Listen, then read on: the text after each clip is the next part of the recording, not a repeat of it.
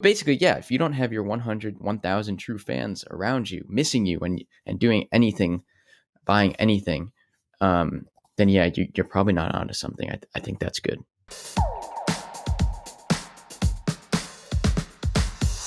Why are you doing what you're doing? I have a very clear reason for this podcast. I really just, I enjoy talking to Henry first. I enjoy talking to interesting people. I want to get more and more interesting people That's on. so true. This came out of our enjoyment for talking on the phone for 20 or 30 minutes a day. Literally. Like, you can't have a more clear, more simple, more stumbled upon kind of why than that. And then you stumble upon like, oh, all right, we start the podcast, but how are we going to make money? And then we stumble upon an idea, and then another idea builds off of that. And that's what happens. Like I remember when I was abroad in Argentina, and I was thinking like, oh, I want to do a business. I want to write this blog about personal finance. And it was just an uphill battle the whole time. Like no one wants to learn about credit scores. It fucking sucks. You're forcing it, yeah. And then so he has a whole chapter on this. It's like when it doesn't click, switch. That was actually one of my rebuttals, but yeah, all right. Continue. A gentle rebuttal. Okay. Well, it's kind of connected too to one of your interesting, like your favorite points, which is funny to me. But the idea isn't worth a ton, but it does have merit in that like you don't want a bad idea and try and shove it down someone's throat with marketing and just like it's never going to be easy. Whereas right now I'm finding it's really easy, and it turns into, instead of convincing people to say yes, you're having to tell people no. Right. They're like, oh, I want to work with you so bad. And it's like, I'm sorry. I want to focus on our own podcast. Like we're going to talk to Avatar after this, or I am. And I'm like, hey man, I want to help you out, but I just don't know if I can right now. That's really interesting. Okay, I'm coming from it. I just don't think the title of that chapter is "If It's Not a Hit, Switch," like you said. Mm-hmm. No, not like you. Right. If it's not a hit, kind of switch. Like And I don't think it's always that black and white. He's basically saying like, if it's not a hell yeah when you tell someone this, then it's a no. Or you kind of gave the inverse, like you want to be turning people away. And I think sometimes you can be on the right track. It's not necessarily a smash hit yet. Maybe you're with the wrong demographic.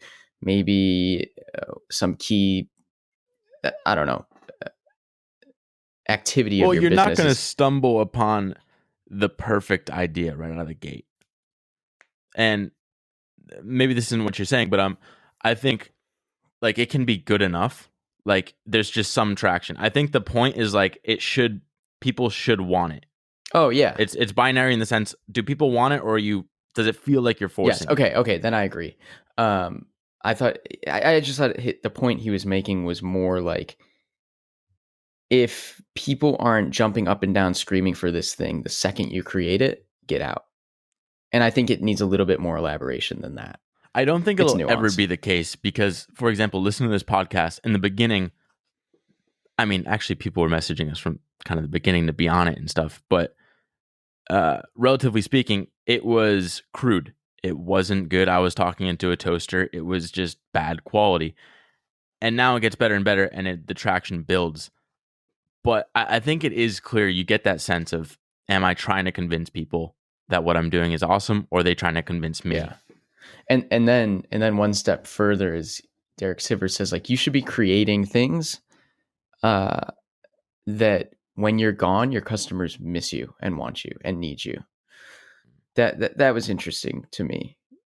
Not that this counts in any way, but my YouTube channel, for instance, when I was missing a week or 2 weeks, like the people closest to me that watch every single video, they were like, dude, where were you? Like, what, you can't post anymore? Like, I'm not saying like the general public wants this, but it was kind of an interesting point. Like, if you don't have does he say 1,000 true fans, or is that someone else? I think that was CD Baby. That's Kevin Kelly. Oh, Kevin Kelly. Yeah. But basically, yeah, if you don't have your 100, 1,000 true fans around you, missing you and doing anything, buying anything, then yeah, you're probably not onto something. I think that's good.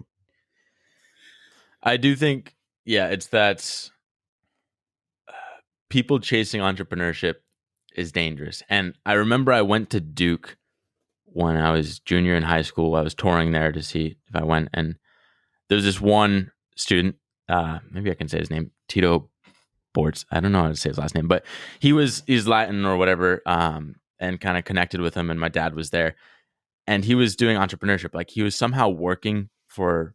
Wait, why does his name matter? Is it going to be important? I don't know. It's just like people that are personal. I don't know. Oh. I'm sure it's fine. He has his own agency now in Miami, of like a sales agency. All right. Doing well. So he, in college, he set up this system because somehow he got in contact with this like New York billionaire or something. He's super outgoing, like just smart dude. I think it was a billionaire, successful dude regardless. And so he contracts Tito because Tito has connections to Latin America, and Tito can outsource some of the production for this guy for his sales force.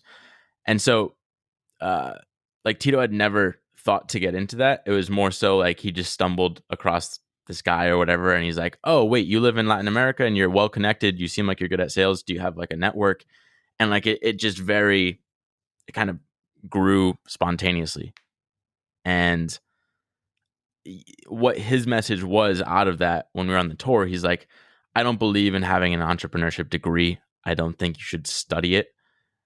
And I mean, I have my own considerations there, but I think it's true. It's like you really don't want to force any idea. Yeah. I don't want to beat this. You have to just do it. Even if you want to take it all the way back to just being an entrepreneur. Like, I'm like, you can shadow an entrepreneur. You can like work with entrepreneurs. I'm not so sold on the fact that you can teach entrepreneurship, because I mean, part of it is just like, it's an art form. It's subjective. You got to be out in the field to figure it out. I was listening to come on, Gary Vee on Tim Ferriss. Well, it's one of Gary 5 people. It's Gary Vee, Tim Ferriss. Maybe it's just one of 2 people. Okay, I'll find the link for you so you can put it in the show notes. But Gary Vee on someone, and he was talking about how entrepreneurship, he's starting to debate whether you can teach it or not, like what you're saying, Henry. With it's like, yeah, you can become the best or a really good basketball player, but you're not going to be the best unless you have natural talent, big hands, you're tall, etc. And his sentiment is it's kind of similar entrepreneurship. I don't know. I'm still wrestling with that whole idea. Well, you took entrepreneurship classes. Like, I've never done that. I don't like, how effective is that? Dude, those are my favorite classes. Yeah. But maybe that's because I'm already into it. I don't know. I think that's the big message, like the big lesson in all of this in the world is just like, never force shit. Yeah. Like, I'm not forcing myself to work. I just love what we're doing right now. The team that we're building around this whole mission of getting our counterintuitive thoughts out there. Where if you didn't have it, you would miss it. Right.